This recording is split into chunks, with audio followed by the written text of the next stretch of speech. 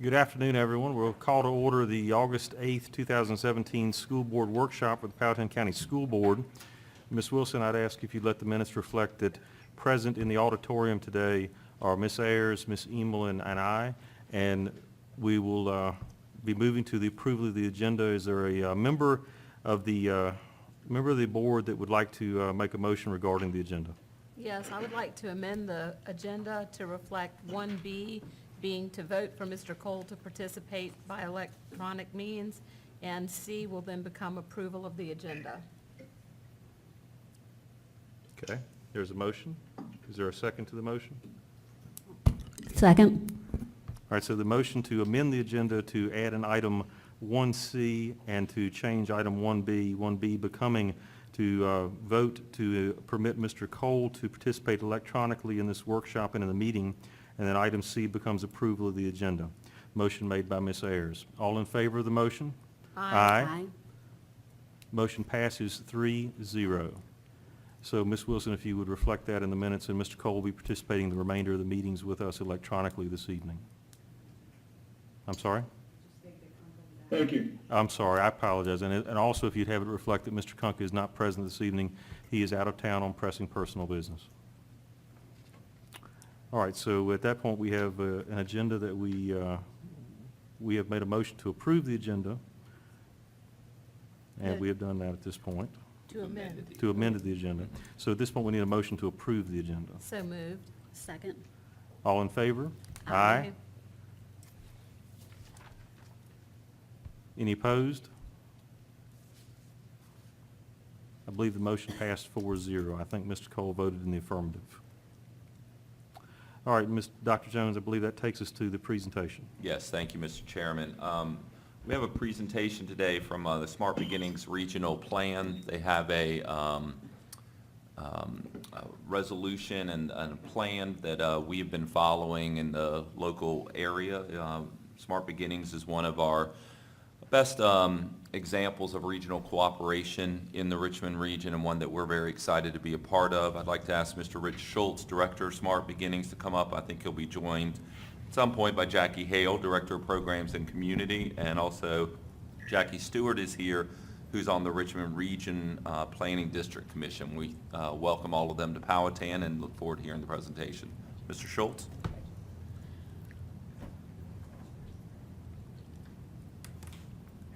Dr. Jones, member of the school board.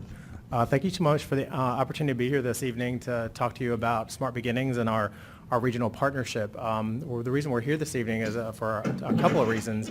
One, to present the new regional plan for school readiness that we are in the process of rolling out and implementing, and also just to talk to you about the issue of early childhood and why having kids enter school ready to learn and ready to succeed is so critical to school readiness.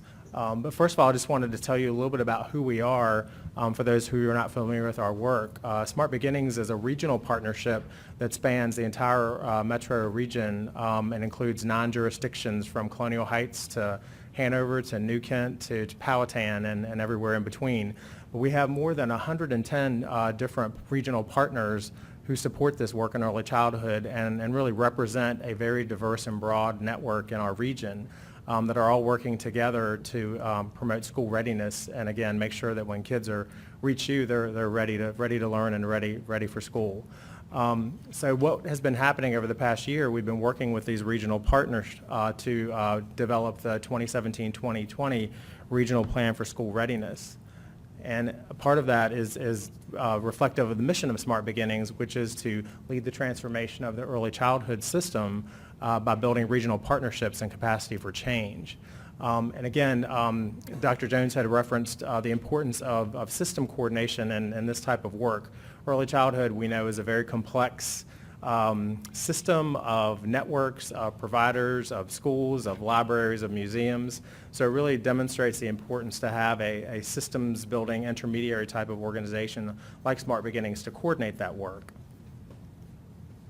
One of the things we do go out and talk about, and this is one of the charges in the regional plan, is to raise the awareness of the importance of early childhood and exactly what happens in birth to 5, and part of it is just the return on investment. This is a quote from James Heckman, who's a Nobel laureate in economics at the University of Chicago, and he has been a longtime advocate for early childhood investment and recognizes that this is one of the most critical investments that we can make to ensure that children are ready by the time they reach school. One of the things we like to show is this slide on brain development, and you can see how rapidly a child's brain develops just at 6 months and 2 years. By the time children enter school at kindergarten, 90% of the brain has been developed. So we know if we haven't intervened and made a difference in those 5 years, that we have data to show that if kids have reached school on a downward trajectory, it's very difficult for them to catch up. And you think about the cost down the road to repeat grades, incarceration. It's a path that's very difficult to correct. And this is a slide that just demonstrates that.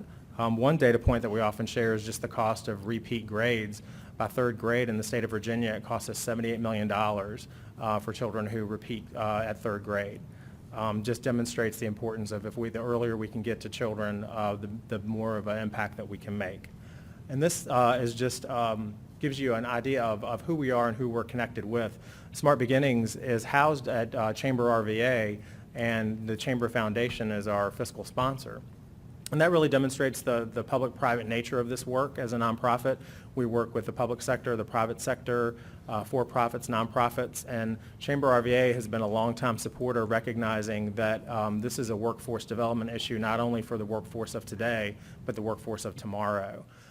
Our other partner is the United Way of Greater Richmond and Petersburg, and they have been a long-time advocate for early childhood as well. And these two organizations have both had some form of an early childhood initiative. Smart Beginnings was born in 2006 when two early childhood initiatives merged to create Smart Beginnings. The other third partner is the Virginia Early Childhood Foundation, that is a statewide organization that has 17 Smart Beginnings initiatives across the Commonwealth, who are all working in their own communities on school readiness. Some statistics that are in the plan, and you have a copy of it, that we have several data points that we share with our community around poverty, around labor parents in the workforce. The first one that we show is the number of children in poverty in our region, either in poverty or the working poor, is about 38%. And when you think about the kids that are in those households and how quickly they start out behind and how difficult it is for them to catch up. Just a couple of data points to share. We know that children in poverty hear 30 million fewer words by the time they reach kindergarten. And we also know that 61% of children in poverty have no books in the house. So just demonstrating how important it is, not just for all children, but particularly for children in disadvantaged situations, how important it is that we intervene and get services and intervention to them. Other data point we share is that all parents working in the labor force is up to 71%, and these are both increases from when the plan was done in 2010. That just demonstrates the importance of high-quality, accessible childcare for those parents to be able to be employed if they cannot get childcare for their children. The other one is just the dramatic increase in demographics. We know that just looking at the Hispanic population, that's nearly doubled since the plan was done in 2010. So you're seeing a lot of dramatic shifts in demographics. And then this slide here, we like to show that because just to demonstrate the importance of a backbone organization like Smart Beginnings to help coordinate this work. Particularly in early childhood, you have it living in so many different places, whether it's the health department, social services, the schools. So just having that intermediary organization to bring all these partners together and try to build a more cohesive system. What we're going to do now is we're going to go through some of the key goals in the plan. And again, we want to thank you for the opportunity to present to you tonight, because what part of this is just an invitation and a request that we would love to deepen our partnership with you and in Powhatan and partners here as we implement the plan, because we know that the schools are a critical partner in this work. And we do have many school partners who have supported the regional plan. So what I'd like to do now is turn it over to two folks who are going to give you their perspective. Jackie Stewart is with the Richmond Regional Planning District Commission, and she has been a longtime supporter of Smart Beginnings work, and she's going to talk from an economic perspective about why this work is so important. And following her will be Jackie Hale, our Director of Programs, and she's going to run through some of the key goal areas in the plan. So again, just appreciate the opportunity to be here tonight, and I'll turn it over to them. Thank you. Thank you.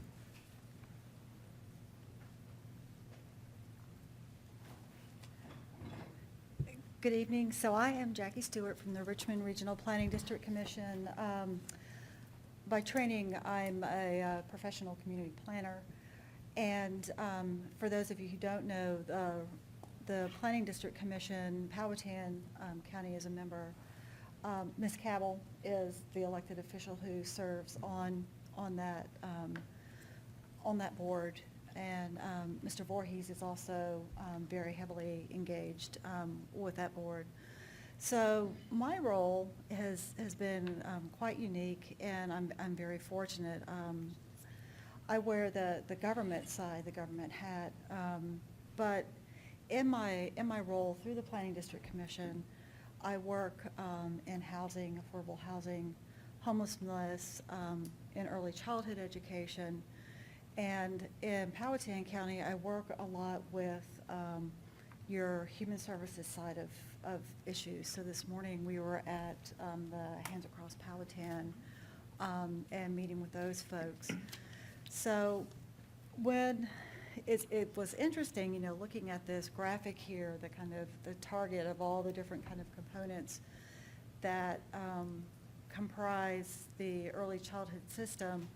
You know, when we think about housing and trauma that unstable housing can cause in the life of children, or not having access to books or access to food,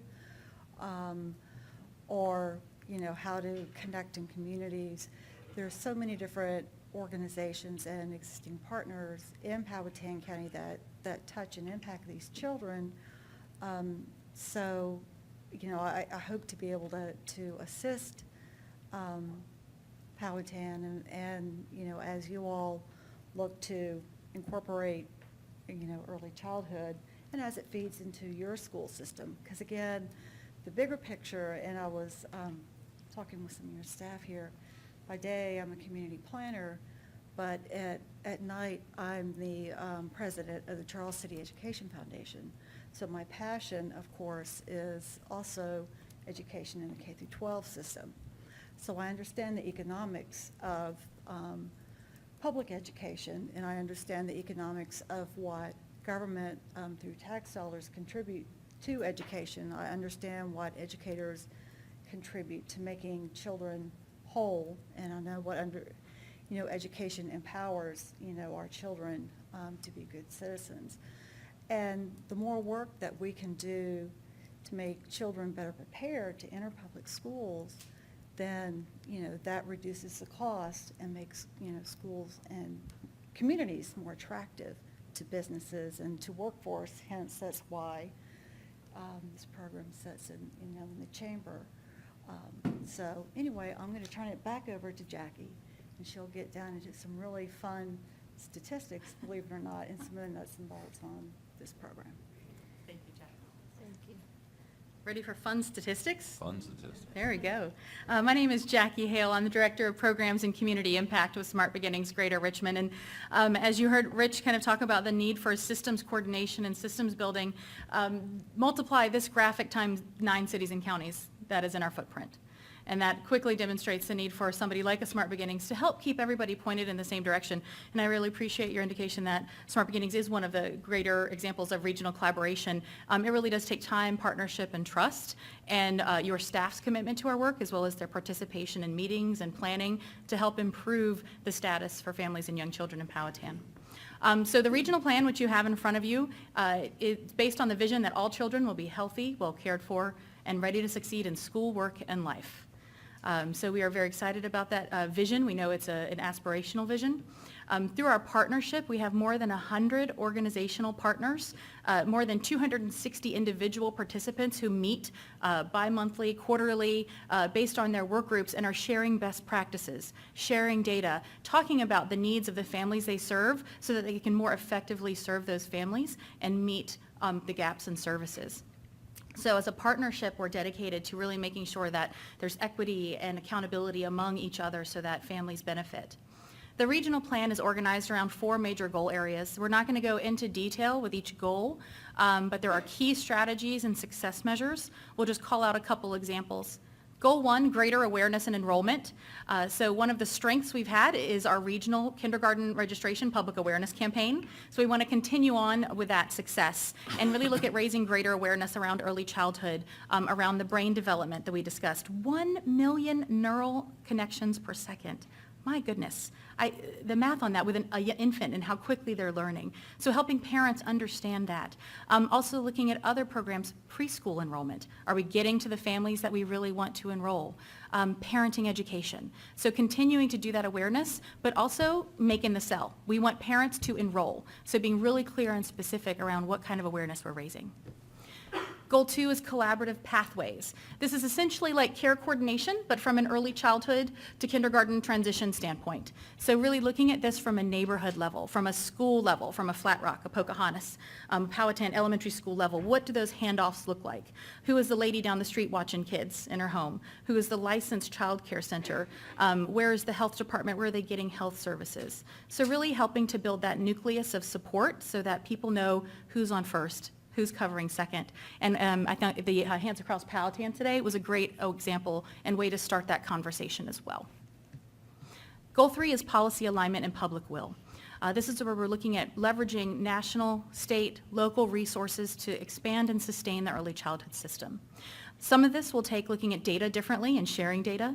You'll notice in the back of your plan, there is a regional school readiness snapshot, and then there is also a local, a Powhatan County school readiness snapshot that's been included with just the Powhatan County numbers. So you can compare against the region. We've done these for each locality in our footprint. This is broken out by demographics, so there's 1,510 children from birth through 5 in Powhatan County. Risk factors, what are some of those key risk factors? Poverty is the most pervasive and is increased in every locality in our region. And here it's measured by the percent of students who are eligible for free and reduced price lunch within the school system. Reach, how far can we get? What services do we currently have available? So there's early childhood home visitation, private child care programs, quality child care, and also public preschool. So you'll see there's a little bit of a gap with the home visiting caseload capacity. That does tend to be more of a human services, health-oriented program, but provides great benefit and return on investment for families with very young children to help them understand they are their child's first and most important teacher. Private child care programs, there are 12 in the county, and they kind of run the gamut from centers to family child care homes. Currently, or as of last summer, we were getting ready to update these, there was not a center that was nationally accredited or in Virginia Quality. These are 3 very rigorous demonstrations of quality. Virginia Quality also happens to be free to child care centers, so the professional development is there. It's just a matter of helping centers take advantage of those resources. And then public preschool capacity, currently for school year 15-16, 85 4-year-old slots with an average kindergarten enrollment of 271 students. The bottom of the snapshot also looks at the results. So again, kids that are passing PALS K scores, do they have a basic literacy skills when they get to kindergarten? And then also keeping an eye on those children that were not promoted on time.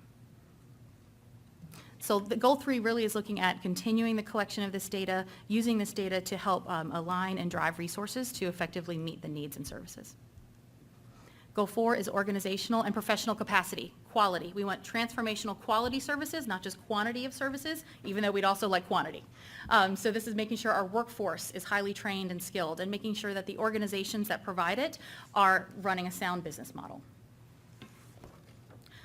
So we are currently we are very excited to say we've got 18 out of 19 local school boards and city councils and boards of supervisors resolutions of support. So thank you so much for helping us get to that goal. This is just kind of our laundry list of our regional collaboration in action. It takes a lot of meetings is what we found out to do that. So we, as Rich stated too, our partnership here today is, looking for that resolution of support, which you guys have in front of you and we'll be looking at the next meeting, is to continue to serve as a local champion for the effort, as well as opportunities that make sense for Powhatan to advance a regional goal. Is it looking at quality child care? Is it looking at 4-year-old preschool? What are ways that make sense? What are things you're already doing to serve the families with young children that we can help support and maximize? And we'd love to come back next year and tell you about all the good work that's gone on in Powhatan. Thank you, Jackie. Thank you. Questions for any of our presenters or for Dr. Jones, members of the board? Well, we already know we have a lot going on good for, in early childhood in this county. That's right. And we welcome you to come visit and see all the good things that are going on. In fact, at our last meeting or the meeting before, I had asked a couple of the employees to consider some of their work that they're doing to be given to the state level so that they can see all the good things that we are doing to help children. So, in fact, maybe Dr. Thomas wants to speak to that, or is that not the time? The summer school? Yeah, I think that Ms. Emil is referring to, we have a summer school boot camp. I've actually discussed it with Ms. Hale before, but it's a 4-week program where we identify kids through the screener when they come in through the kindergarten registration day. We actually are going to report on that at the 7 o'clock meeting, but a sneak preview, we doubled enrollment in that program this year, so we have 2 teachers working with, I think it was 35 or 40 kids, and they all saw substantial growth, I think an average of 15 points of growth in reading and math skills as a result of that. So we're real proud of that effort and look to continue to expand it and making sure it's just another step we added in last summer to make sure that our kids that are coming to us in kindergarten are more prepared to be successful and have a smooth transition. Absolutely. All right, very good. Thank you, Dr. Jones. Any other questions? All right, Okay. thank you very much. Thank you all very much, and we look forward to sending you the resolution after our 7 o'clock meeting. And the Powhatan Board of Supervisors, if you didn't notice on that slide, has already approved the resolution in May, I believe. So Yes. we look forward to approving it tonight and sending it your way. Thank Show you our very much. support. We Thank you. appreciate it. Thank Thank you you. all for Thank being you. here. We appreciate it. Thank you. All right, well, Dr. Jones, that takes us to the superintendent's report. Yes, sir. Thank you very much. I'd like Mr. Tibbs to come up, please, and give a construction facilities update for this month. We've been busy over the summer and have a lot to show you from our last meeting in June.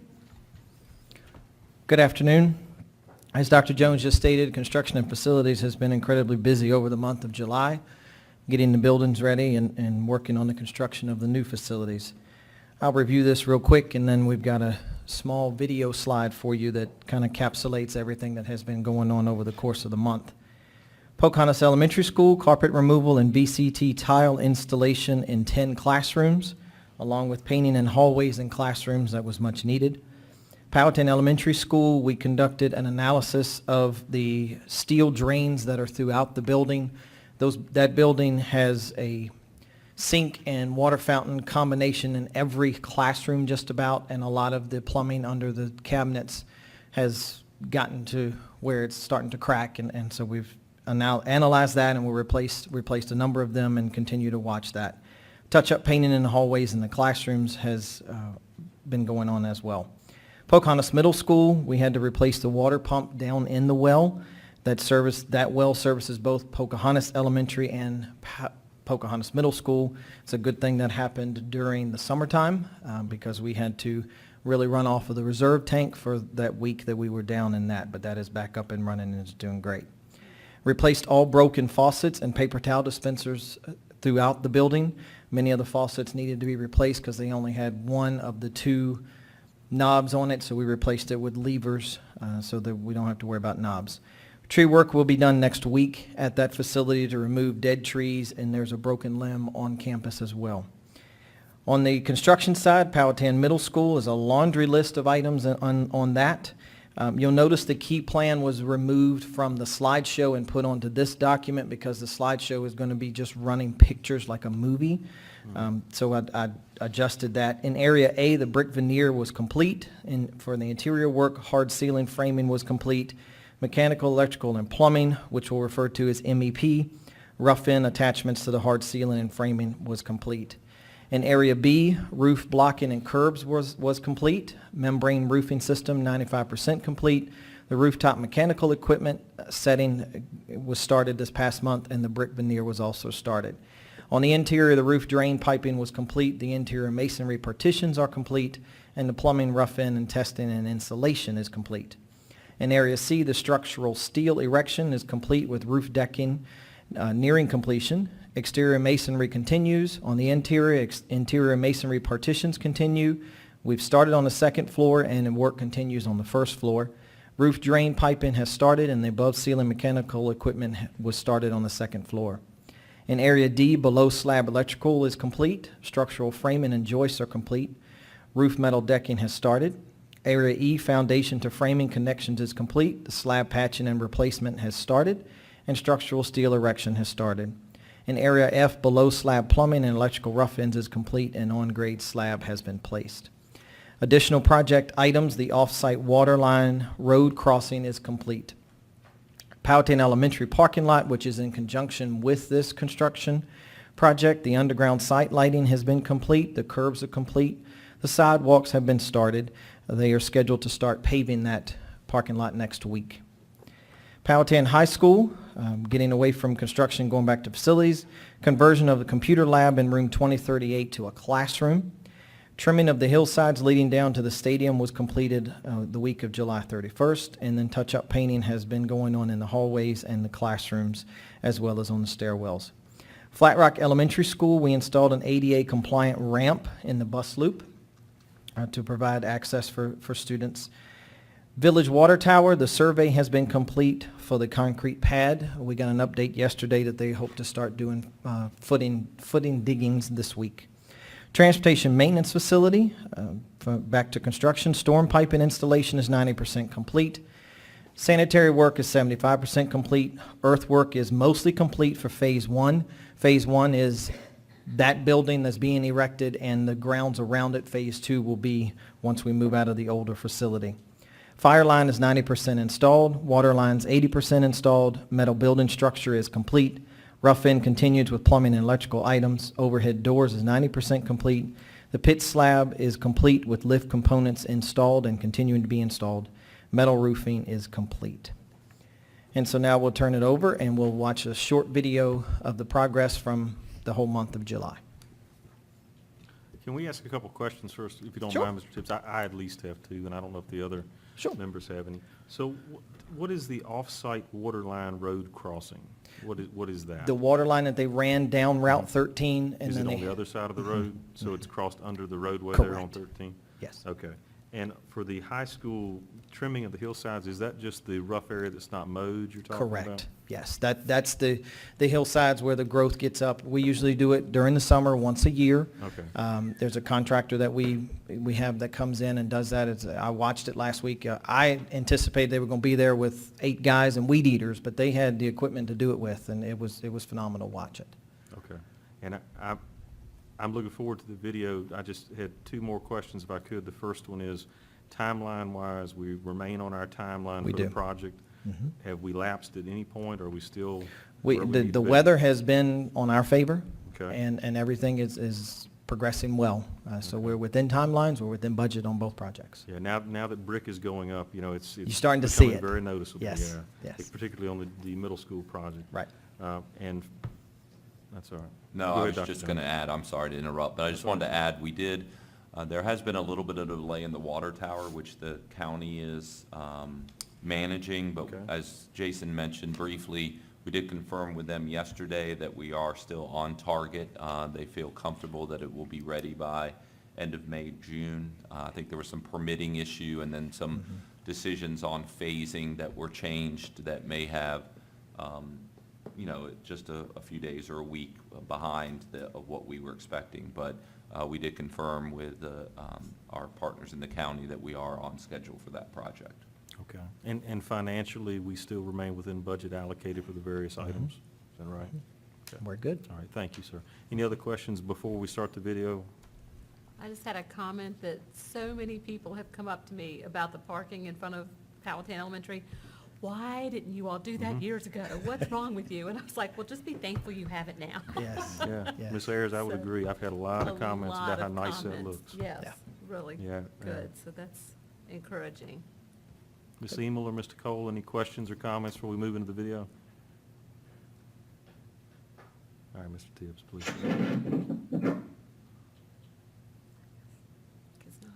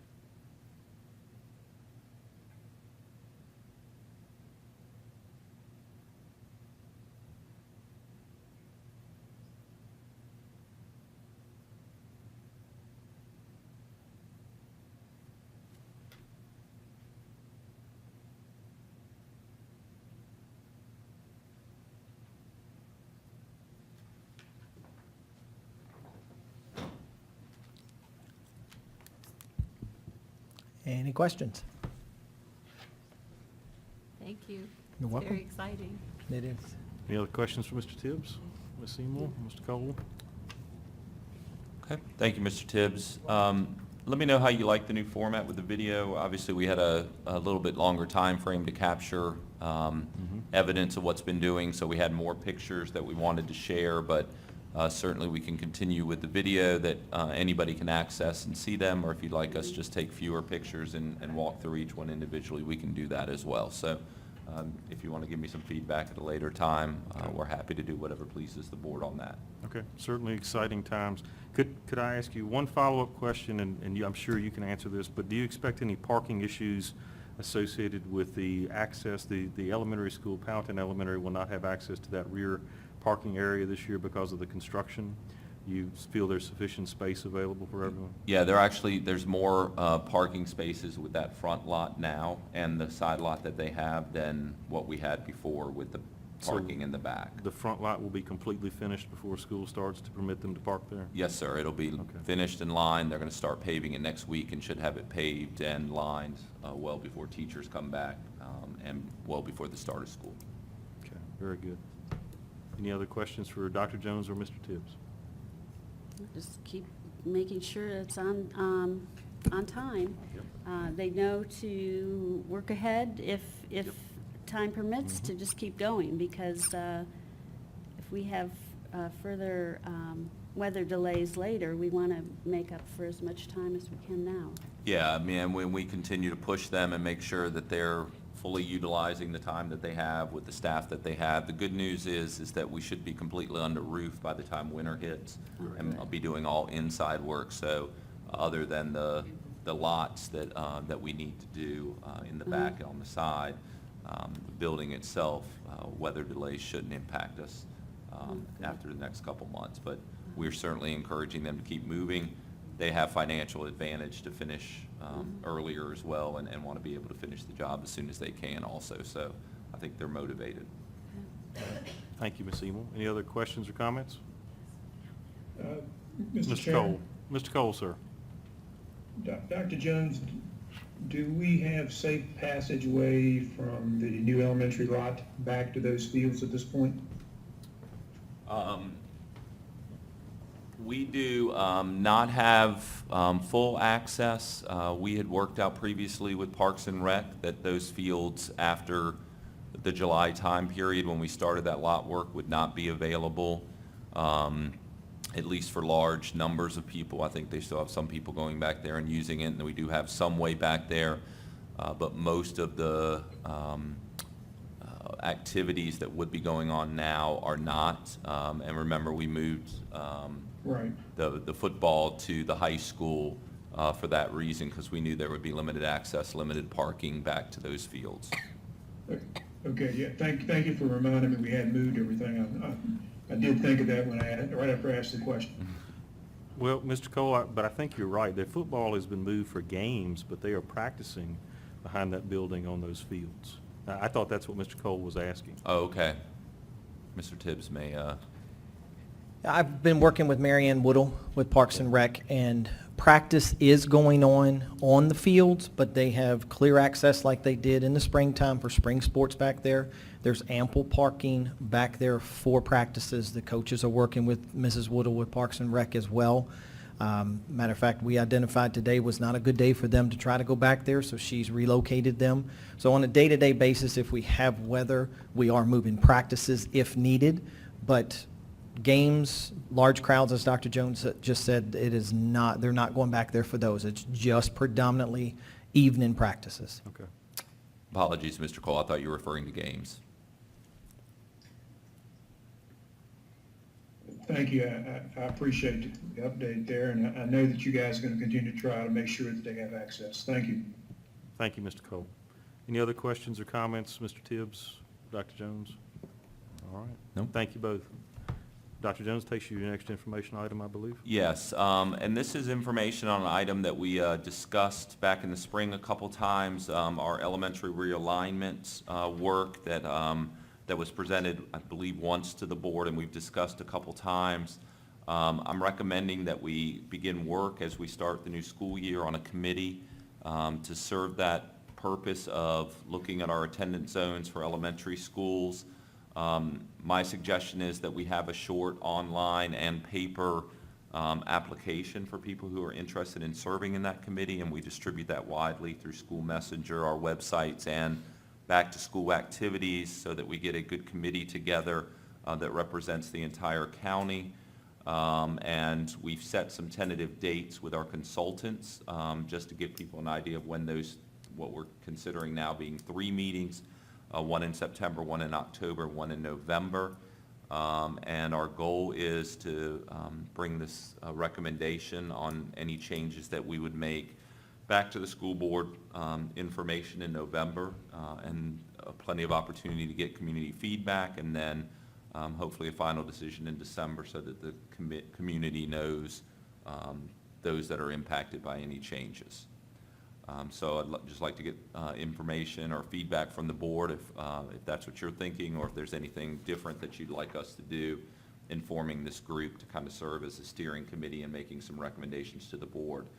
I'll also mention that throughout this process, part of the work of the committee will be to gather additional feedback from the community. So we would certainly have, as we've done in the past, some online opportunities as well as paper pencil opportunities to give feedback and to have regular updates of the work that the committee is doing, including maps and different options that we may be looking at, so the community has the time to weigh in on it.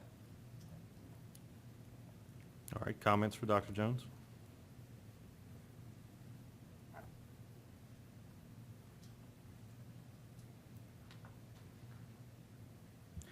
The only comment that I would have is I would like just, and I'm sure you intended to do this, but just make sure we have representation from each of the districts. Yes. Sufficient representation and comparable representation from each of the districts.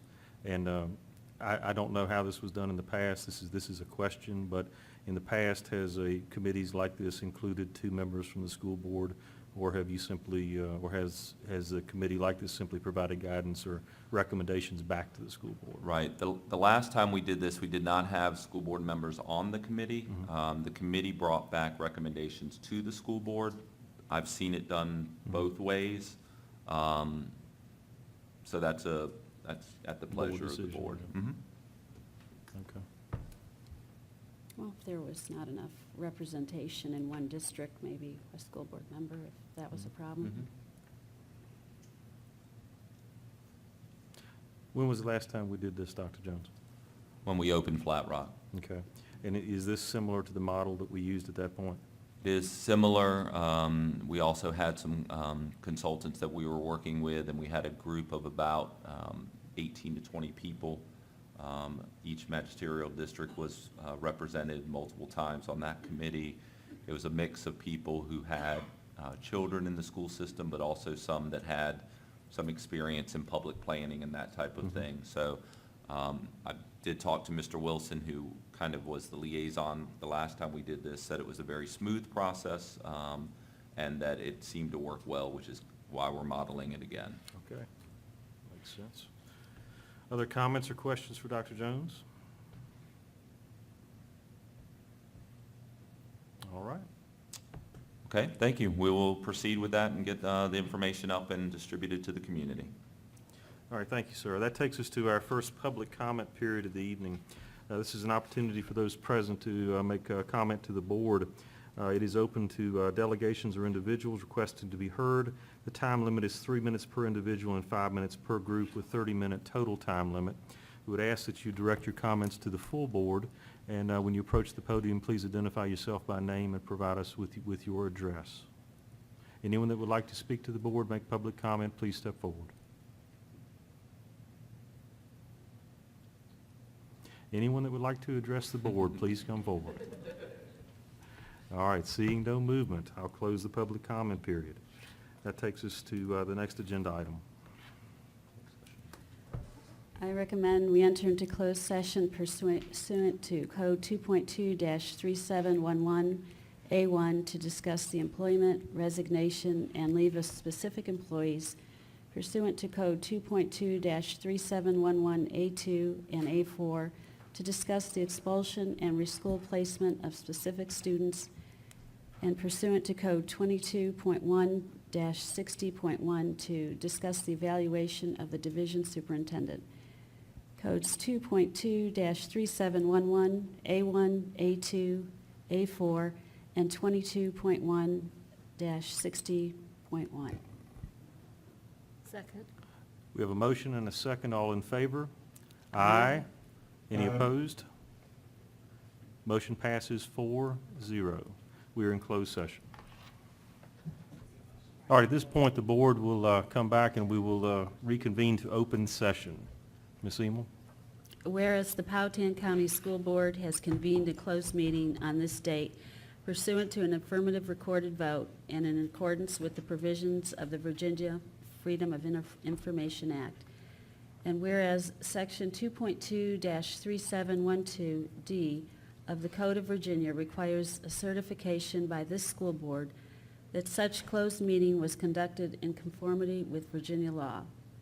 Now, therefore, be it resolved that the Powhatan School Board hereby certifies that to the best of each member's knowledge, only public business matters lawfully exempted from open meeting requirements by Virginia law were discussed in the closed meeting to which this certification applies.